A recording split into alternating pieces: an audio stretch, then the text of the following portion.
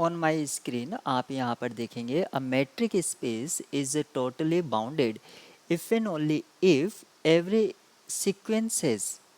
तो एक matrix space को कब हम टोटली बाउंडेड कहेंगे, ये एक थ्योरम होती है या क्राइटेरिया कि अगर हमें उसको टोटली बाउंडेड दिखाना है तो हर एक जो सीक्वेंस है उसकी एक कोची सब सीक्वेंस होगी। ऑप्शन सी यहाँ पर करेक्ट होगा। अब सबसे पहली बात जो है हमें ये देखना होगा कि आखिर टोटली बाउंडेड का क्या मीनिंग होता है। तो मान लेते हैं एक स्पेस दे रखा है, इसको मैं 0 1 स्क्वायर कह सकता हूँ। ये जो स्क्वायर है ये 0 1 स्क्वायर को रिप्रेजेंट करता है। अब मैंने हर एक पाई को मैंने ले लिया है, सॉरी एप्सिलॉन को ले लिया 1/2 से लेस। तो टोटली बाउंडेड का मीनिंग है कि जो सेट है, चाहे वो मैं इसको यूनिट स्क्वायर कह रहा हूँ, अगर मैं इसको यूनिट स्क्वायर कह दूँ तो ये जो सेट है ये फाइनाइट ओपन बॉल द्वारा कवर हो जाना चाहिए। तो जैसे कि मान लीजिए ये मेरी एक बॉल है, ये एक बॉल है। बॉल का मीनिंग सर्कुलर ही नहीं होता है, बॉल आपके स्क्वायर में भी हो सकती है, बॉल आपके रोम्बस टाइप किसी भी शेप की हो सकती है। तो ये जो स्क्वायर था आप यहाँ पर देखेंगे 4 बॉल से कवर हो गया है।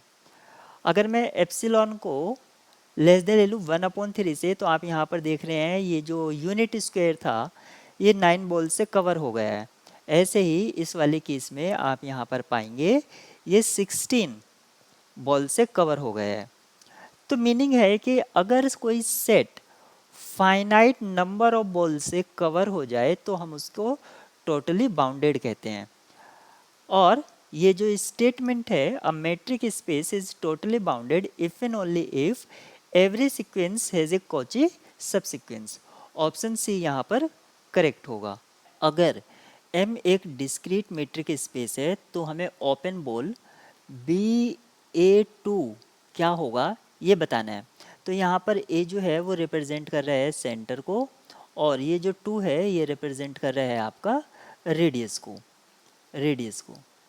तो सबसे पहले ये जो BA2 है इसमें किस तरह के पॉइंट्स होंगे, वो सभी पॉइंट्स होंगे M के जिनका जो डिस्टेंस है, जो हम डिस्टेंस फंक्शन है वो सभी x जिनका A से डिस्टेंस कितना हो जाए 2 से कम हो जाए, क्योंकि ओपन बॉल कहा है।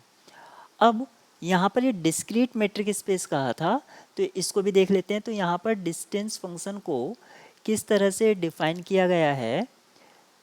डिस्टेंस 0 होगी अगर x इक्वल्स टू y है, और 1 होगी if x not equals to y है। ये डिस्क्रीट मेट्रिक स्पेस हम इस तरह से डिफाइन करते हैं। तो डिस्क्रीट मेट्रिक स्पेस में क्या तो डिस्टेंस 0 होगी या डिस्टेंस 1 होगी, लेकिन हमें यहाँ पर देखना है जिसकी डिस्टेंस 2 से कम हो, तो यानी कि कंप्लीट मेट्रिक स्पेस चला जाएगा, क्योंकि सभी के लिए डिस्टेंस क्या तो 0 है या 1 है, और ये 0 और 1 हमेशा ही 2 से छोटा होगा। यानी कि जो बॉल आपकी A, 2 है वो क्या हो जाएगी, कंप्लीट M हो जाएगी। ऑप्शन बी यहाँ पर करेक्ट होगा। R with usual metric interior of Q is. तो हमें इंटीरियर ऑफ Q निकालना है जहाँ पर हमारा जो डिस्टेंस फंक्शन है जिसको हम D से डिनोट करते हैं वो यूजुअल मेट्रिक को फॉलो कर रहा है, यानी कि जिस तरह से R में आप डिस्टेंस को डिफाइन करते हैं।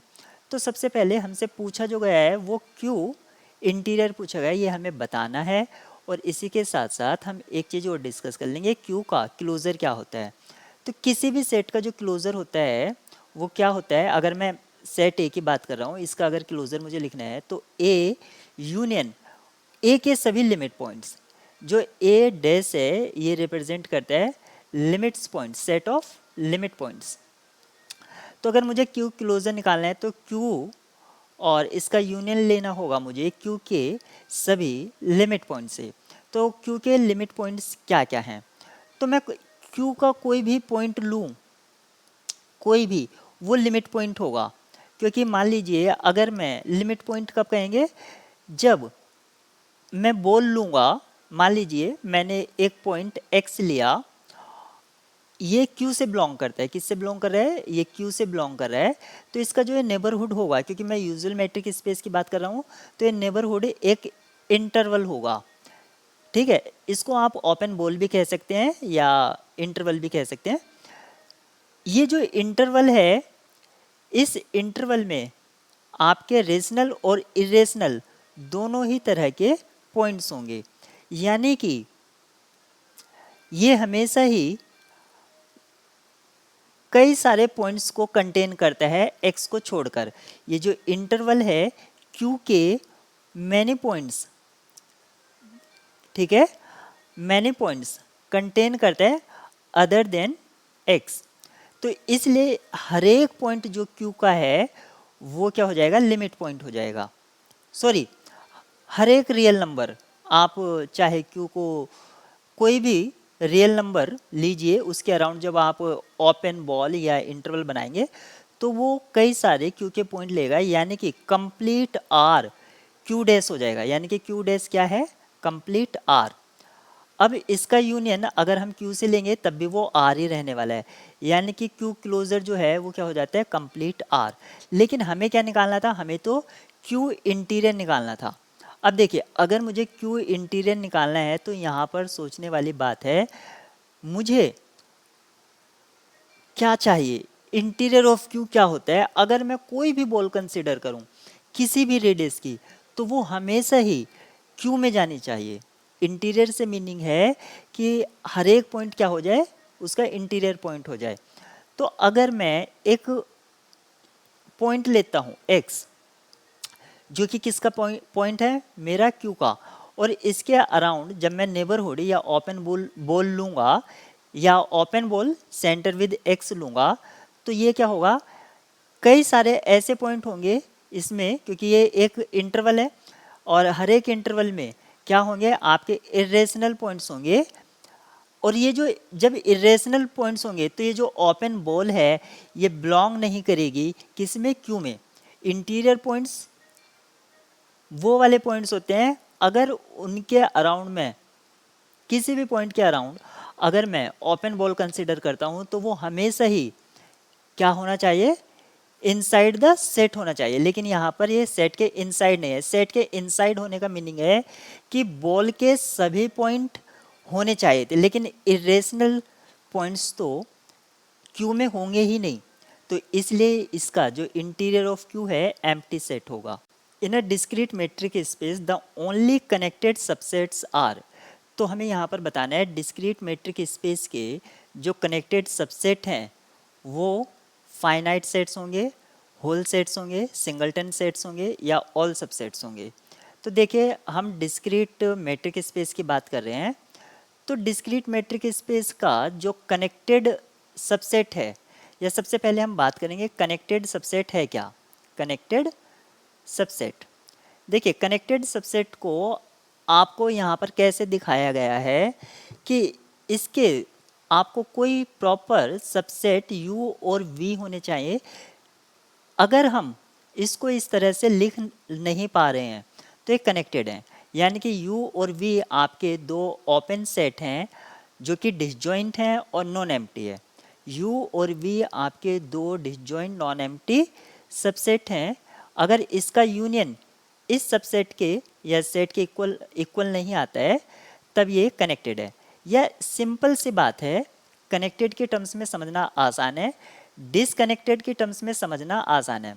कि अगर किसी भी सेट को, डिसकनेक्टेड सेट क्या है, अगर हम उसको लिख पा रहे हैं union of two open disjoint sets की फॉर्म में, ये नॉन एम्प्टी होने चाहिए, डिसजॉइंट होने चाहिए। अगर हम इसको इस तरह से लिख पा रहे हैं open disjoint and non empty, तो ये आपका डिसकनेक्टेड है। फॉर एग्जांपल, आप अगर यहाँ पर एक इंटरवल ले लें और इससे मैं एक पॉइंट को रिमूव कर दूं, तो ये जो पार्ट होंगे, दो पार्ट जो होंगे अलग अलग, लेफ्ट पार्ट और राइट पार्ट, ये दोनों ही ओपन होंगे, ठीक है। और इन दोनों का जो यूनियन होगा वो इस पॉइंट को रिमूव करके जो सेट बना है यानी कि अगर मैं पॉइंट x ले लूँ तो ये जो इंटरवल था, इंटरवल उससे मैंने हटा दिया है वो पॉइंट x। अब इसको मैं लिख पा रहा हूँ, यानी कि लेफ्ट वाला जो ओपन है यूनियन राइट वाला जो ओपन सेट है। तो अगर इस तरह से है तो वो डिसकनेक्टेड है, और अगर नहीं लिख पा रहे हैं तो वो कनेक्टेड है। तो डिस्क्रीट मेट्रिक स्पेस में जो सिंगलटन सेट होते हैं, सिंगलटन सेट जैसे कि ये इस तरह से कभी भी हम इसको नहीं लिख पाएंगे U यूनियन V में। तो सिंगलटन सेट तो कनेक्टेड नहीं है, ऑप्शन सी डिस्कार्ड हो गया है। अगर हम फाई को देखते हैं तो फाई जो है आपका हमेशा ही कनेक्टेड होगा, क्योंकि हम फाई को नहीं लिख पाएंगे U यूनियन V में, और ये जो आपके नॉन एम्प्टी हो जाएं और इसके इक्वल ना हो। तो जो डिस्क्रीट मेट्रिक स्पेस है उसका जो कनेक्टेड सबसेट है वो फाई है। अगर फाई आपका कनेक्टेड सबसेट है तो हमने कार्डिनलिटी या अकाउंटेबिलिटी में पढ़ा था कि एक सेट को फाइनाइट कहेंगे या तो वो फाई हो, या हमें एक ऐसी मैप मिल जाए, बाइजेक्टिव मैप फाई मिल जाए। कहाँ से कहाँ तक? सबसेट ऑफ n से लेकर उस सेट x तक। तो जो हमारा फाई है वो फाइनाइट होगा। इस तरह से ऑप्शन ए यहाँ पर करेक्ट है। गिवन प्रॉब्लम में हमें r विद यूजुअल मैट्रिक दे रखा है, हमें क्लोजर ऑफ z फाइंड करना है r में। तो देखिए अगर कोई सेट A है, इसके क्लोजर को किस तरह से डिफाइन किया गया है, set A union with set of limit points, जिसको हम A डैश से रिप्रेजेंट करते हैं। तो क्लोजर ऑफ Z क्या होगा? क्लोजर ऑफ Z होगा Z union with Z dash. अब हमें Z तो पता ही है क्या होता है, Z डैश देखना होगा, यानी कि लिमिट पॉइंट्स ऑफ Z। तो ये मान लीजिए हमारा Z है, यहाँ पर 0 है, ये 1 है, ये 2 है, ये 3 है, ऐसे -1 -2 -3। अब लिमिट पॉइंट्स के लिए क्या चाहिए होता है कि हमें एक ओपन बॉल या नेबरहुड मिले जिसमें उस पॉइंट के अलावा, जिस पॉइंट को हम चेक करें कि क्या ये लिमिट पॉइंट है या नहीं, उस पॉइंट के अलावा और भी बहुत से पॉइंट हों। तो हम मान लेते हैं 1 को ले लेते हैं। तो 1 के अराउंड मैं एक नेबरहुड देखता हूँ जो कि एप्सिलॉन नेबरहुड है मेरा। एप्सिलॉन क्या है? लेट सपोज 1/3 है। तो हमें ये एक नेबरहुड मिल गया है। अब ये जो नेबरहुड है 1 के अराउंड, इसमें बहुत सारे रेशनल इरेशनल हैं जो कि आपके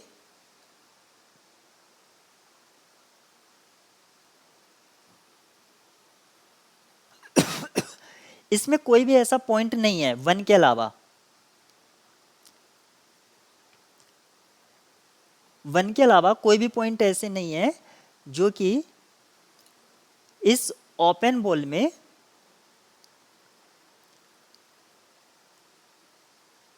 हों। यानी कि इस ओपन बॉल 1 के अराउंड जब हम देख रहे हैं कोई अदर इंटीजर्स नहीं है, 1 के अलावा कोई अदर इंटीजर्स नहीं है। तो लिमिट पॉइंट्स क्या है? अगर हम लिमिट पॉइंट्स देख रहे हैं किसी सेट का, ठीक है, लिमिट पॉइंट्स ऑफ सेट ए, और मान लेते हैं x देख रहे हैं, मैं x को चेक कर रहा हूँ कि क्या x ए का लिमिट पॉइंट है। लिमिट पॉइंट उससे आउटसाइड भी हो सकता है। तो जब मैं x के अराउंड एक नेबरहुड बनाऊंगा तो x को छोड़कर बहुत से जो पॉइंट हैं वो a के पॉइंट्स होने चाहिए। तो जब मैंने 1 के अराउंड एक नेबरहुड बनाया, एप्सिलॉन नेबरहुड, जब एप्सिलॉन मैंने 1/3 कंसीडर कर लिया, यानी कि आप इसको हाफ से कम कंसीडर करोगे तो ये, या 1 से कंसीडर करोगे 1 से लेस तो अच्छा है। तो 1 के अलावा इस नेबरहुड में कोई भी इंटीजर नहीं है। और डेफिनेशन क्या कहती है कि पॉइंट के अलावा सेट के एलिमेंट्स होने चाहिए, लेकिन 1 के अलावा और कोई एलिमेंट्स नहीं है, क्योंकि इसमें क्या होगा, बहुत सारे रेशनल इरेशनल होंगे, लेकिन इंटीजर्स नहीं है 1 के अलावा। तो यहाँ पर जो z बार z डैश है वो क्या हो गया 5। अब z यूनियन लेना है 5 के साथ, तो क्या आ जाएगा आपका कंप्लीट z आ जाएगा। तो z क्लोजर क्या है, z होगा with respect to usual metric. Option A यहाँ पर करेक्ट होगा।